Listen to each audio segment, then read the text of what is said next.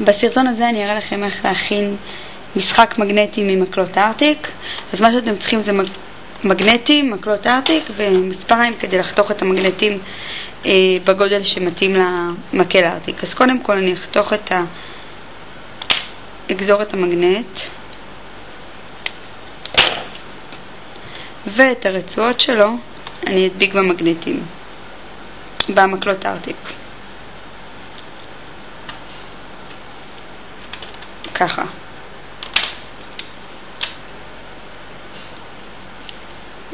אם אין לכם מקלות ארטיק צבעוניים, אפשר פשוט לקחת מקלות ארטיק ולצבוע אותם או לקשט אותם בטושים, ממש מה שרוצים, ופשוט מאחורי כל מקל ארטיק להדביק שתי חתיכות של מגנט. עכשיו אני אראה לכם איך אפשר לשחק עם המגנטים האלה על המקרר, פשוט ליצור כל מיני דברים. הנה הכנתי פה עוד בכל מיני צבעים. בואו נלך למקרר לראות איך זה יוצא. אז הנה המגנטים שיצרנו.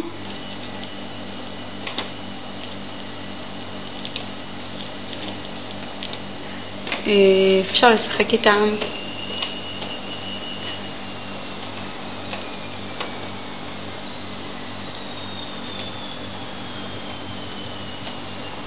לעשות כל מיני דברים, ליצור כל מיני דברים.